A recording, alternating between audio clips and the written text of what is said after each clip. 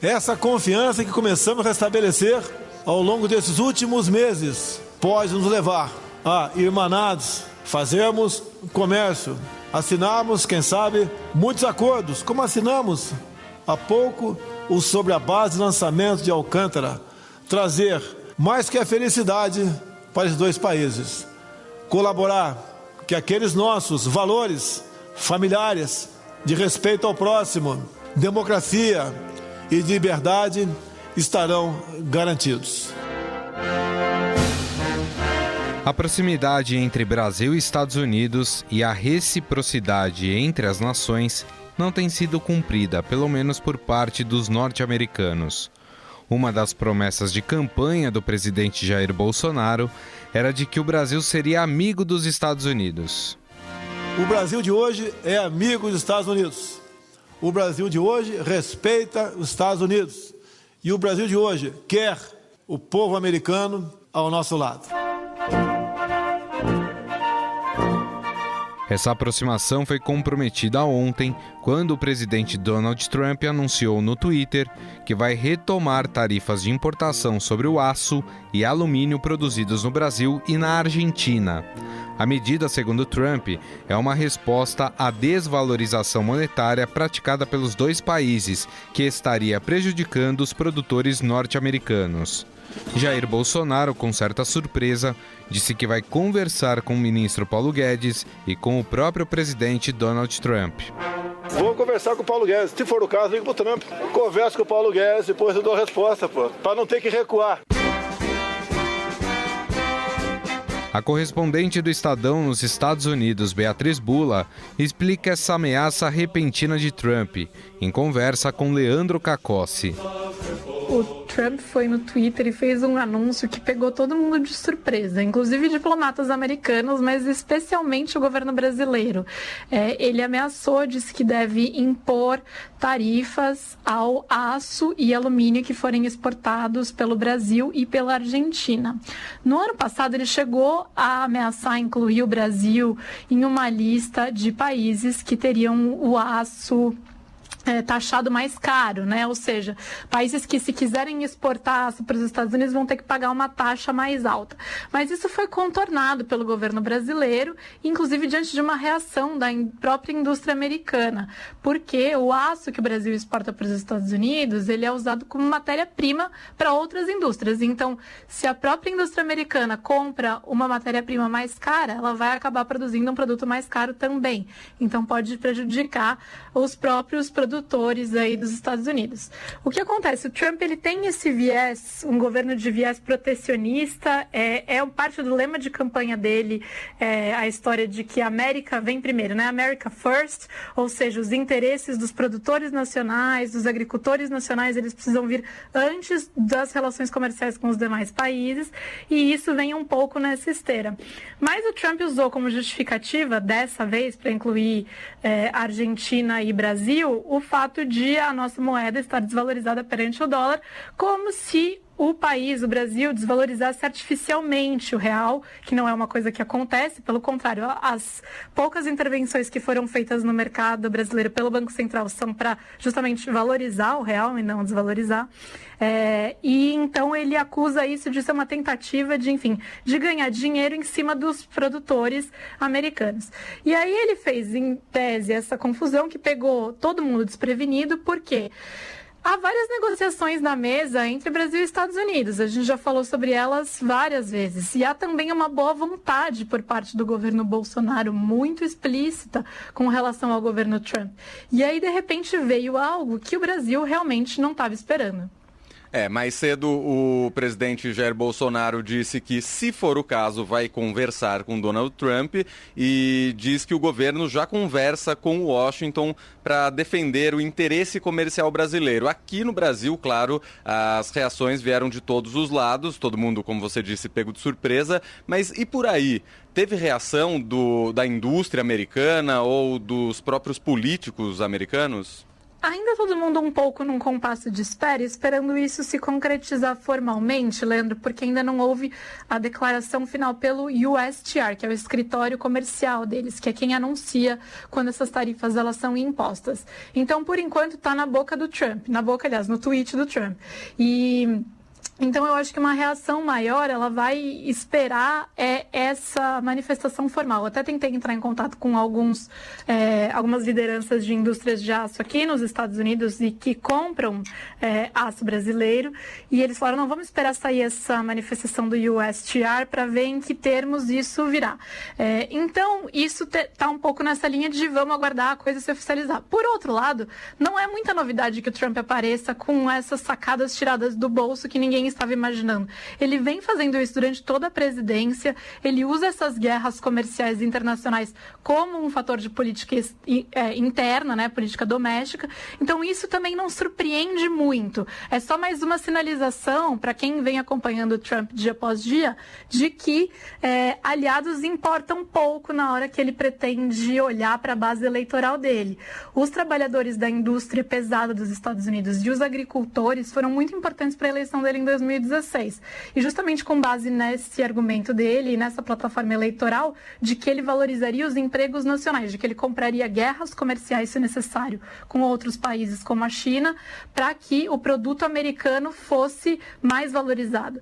Então ele precisa manter essa retórica daqui até o final do ano que vem, e ele coloca aí no meio do balaio todo mundo, inclusive o Brasil. Quem é mais pego de surpresa nisso é o próprio Brasil, que desde que o Bolsonaro foi eleito, vem apostando que essa relação vai ser um mar de flores, e até agora está um pouco longe disso. A gente conseguiu algumas coisas a gente viu algumas coisas que não se concretizaram até agora, mas o governo vinha contornando essas frustrações, dizendo que as coisas estão caminhando, que essas medidas são de longo prazo, que as negociações elas estão andando e que é uma boa relação. Mas agora veio algo que estava bem fora do radar. Mas este é só um dos exemplos que mostram como o Brasil tem cedido mais que os norte-americanos. Um desses casos foi a liberação de vistos para turistas americanos, que não teve medida semelhante por parte dos Estados Unidos. A gente não vê nenhum americano indo para o Brasil para ganhar aí estabilidade via CLT, buscar emprego lá. O contrário para cá existe, mesmo não havendo qualquer garantia na CLT. Então há uma diferença. Agora alguém tem que estender o braço em primeiro lugar, né? Estender as mãos em primeiro lugar. E fomos nós. Creio que nós podemos ganhar muito, né, na questão do turismo, se bem que eu sei que a questão do turismo está muito voltada com a questão da segurança também. Em setembro, o governo brasileiro decidiu elevar a cota de importação de etanol americano isenta da tarifa de 20%. A medida foi vista como um aceno para os Estados Unidos para abrir o mercado do país ao açúcar nacional. Entretanto, a medida, além de desagradar os produtores brasileiros, não contou com a reciprocidade dos americanos. É uma decisão que foi tomada no bojo de uma negociação maior com os Estados Unidos, e o governo está examinando agora algumas medidas compensatórias para evitar que isso possa trazer realmente uma depressão de preço aqui na região. O Brasil também liberou o uso da base de Alcântara no Maranhão para os norte-americanos. O acordo prevê o lançamento de foguetes, espaçonaves e satélites que usam a base mediante uma remuneração. A entrada deles ajuda que, de modo que nós possamos aí catapultar o centro de lançamento de Alcântara. É vantajoso para nós. Há quanto tempo nós estamos parados lá?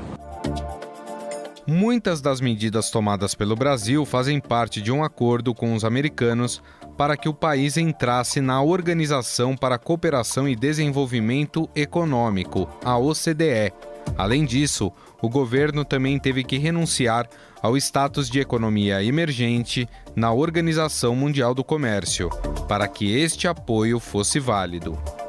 A OCDE já é um desejo de algum tempo da classe empresarial e produtiva brasileira. Então, ele realmente diz que estão prontos a nos apoiar e fazer que o Brasil mude de patamar na economia. No entanto, em agosto, o governo americano retirou o apoio público à entrada do Brasil na OCDE e endossou apenas o ingresso da Argentina e da Romênia na instituição. Após o mal-estar, os Estados Unidos justificaram sua decisão, dizendo que o apoio às candidaturas dos dois países era anterior à do Brasil, mas que o governo americano mantém seu apoio ao país. Afinal, o Brasil tem sido prejudicado pelos Estados Unidos? A política de apenas ceder, sem contar com a reciprocidade, é válida? Converso agora com a doutora e mestre em Relações Internacionais pela Unicamp STD e membro da coordenação do Instituto Nacional de Ciência e Tecnologia para Estudos sobre os Estados Unidos, Neuza Bojiquian. Tudo bem, Neuza? Como vai? Tudo bem, tudo em ordem. A gente fala da questão da reciprocidade, é muito comum no começo do governo, né, aquele encontro entre o presidente Jair Bolsonaro e Donald Trump. Várias ações foram anunciadas, a principal delas, o apoio americano à entrada do Brasil na OCDE, o que não se concretizou. Mas antes disso, o Brasil abriu várias brechas em relação aos Estados Unidos, por exemplo, a questão do visto dos americanos, teve também uma questão envolvendo o etanol brasileiro, a base de Alcântara no Maranhão. Eu queria que a senhora falasse um pouco o porquê que isso aconteceu, quer dizer, o Brasil doou tanto e os Estados Unidos até agora não entregou nada em troca, hein, professora? Então, eu acho que a gente podia começar lembrando uma fala do ministro Paulo Guedes no finalzinho de julho, que ele disse isso da expectativa dele de que os Estados Unidos fariam um acordo bilateral de comércio com o Brasil. Ele disse, o Brasil entrou em campo, né? Ficou amarrado o seguinte, o que era só um pensamento, agora é o seguinte, já estamos oficialmente começando as negociações com os Estados Unidos. E aí, o tratamento dispensado pelo governo Trump ao Brasil, ele não foge do jogo duro em campo. Então, isso não é novidade, o FED fez. O Trump, né, o governo Trump, a equipe dele de comércio principalmente, eles jogam duro, eles jogam bem mais duro. E isso já era esperado, em algum momento poderia funcionar essas relações bilaterais dos Estados Unidos com os demais países, inclusive com aqueles que estavam ansiosos, né, por melhorar e ganhar um status nas relações, né, com aquele país. Ele tem uma visão em que ele coloca, né, os Estados Unidos em primeiro lugar. E o que isso significa, né? O Brasil, eu diria que o Brasil estava com uma expectativa de receber um tratamento igual da Austrália, né, que é muito alinhada e que recebe, e que tem essa reciprocidade que você está dizendo que o Brasil não tem, né? É só de um lado e do outro lado numa concessão, né? Bom, e aí com a atenção do Jair Bolsonaro, essa expectativa então estava em alta, né? Mas não foi isso que aconteceu. Com relação ao ato, o ato não é uma coisa nova, é uma coisa que já existiu, a gente já tem um histórico realmente de conflito, né? Fazendo com que as empresas brasileiras adotassem uma estratégia local, né? De fazer investimento direto lá nos Estados Unidos para tentar contornar essas barreiras, então não muda. E aí, assim, na visão desse grupo, dessa administração americana, supostamente um Estado, né, um país dado de forma que contraria a natureza desse sistema que é competitivo e que teria que colocar o próprio país em primeiro lugar, ele vai contra, né, essa lógica. Então, assim, para eles não há nada de errado, não tem nenhum problema ético, nenhum problema moral em querer ser o número um, né? A potência, a grande potência, e segurar esse lugar a qualquer custo, né? E você tem alguns aspectos aí, né? O Brasil não é tão expressivo no comércio, não é expressivo no comércio internacional no todo, mas em determinados setores é extremamente agressivo, é extremamente forte e pode colocar algum problema para ele. Agora, a gente fala de uma relação que o presidente Jair Bolsonaro quer estreitar com os Estados Unidos, mas, ao mesmo tempo, ele deve satisfações para os produtores brasileiros. Os produtores brasileiros estão cobrando em relação a isso. Conforme essa cobrança começar a aumentar em relação a essa questão da taxação dos Estados Unidos ou dos benefícios que não são recíprocos. A senhora acredita que essa relação entre Brasil e Estados Unidos começa a ficar um pouco mais descolada, mais ou menos, claro que em menores proporções, do que tem acontecido entre Estados Unidos e China?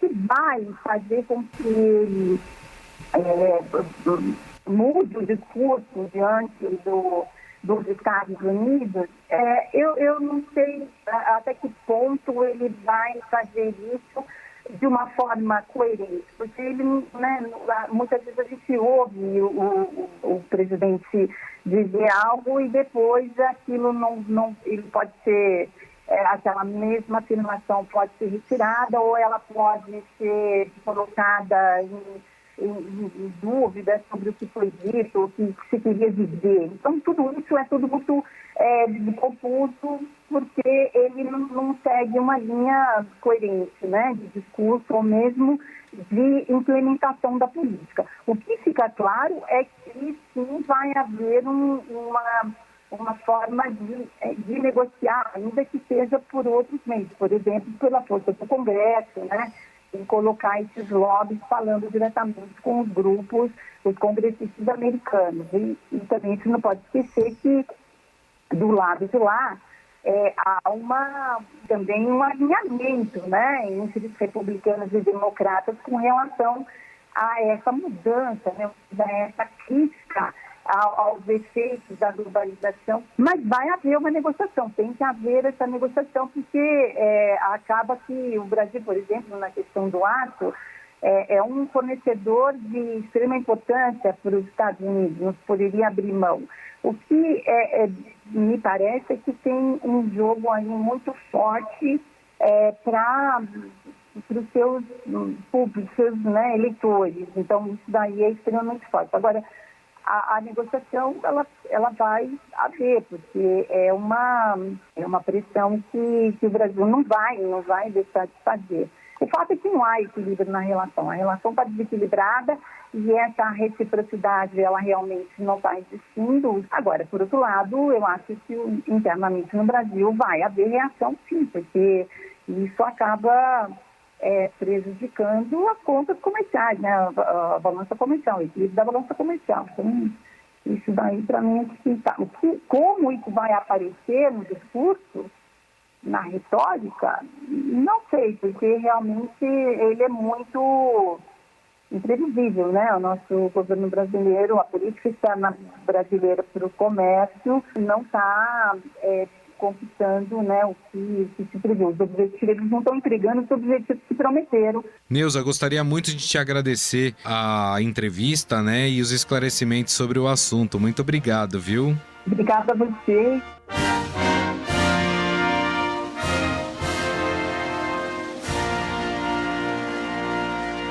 Estadão Notícias.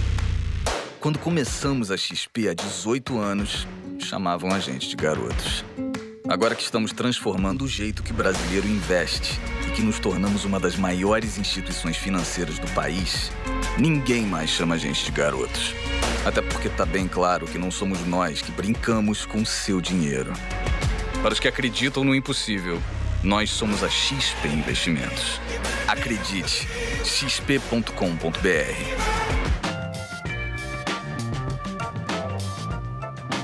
O Estadão Notícias desta terça-feira vai ficando por aqui. Contou com apresentação e produção minha, Gustavo Lopes, produção de Leandro Cacossi e montagem de Nelson Volter. O diretor de jornalismo do Grupo Estado é João Fábio Caminoto. Mande seu comentário e sugestão para o e-mail podcast@estadão.com. Um abraço e até mais. Estadão Notícias.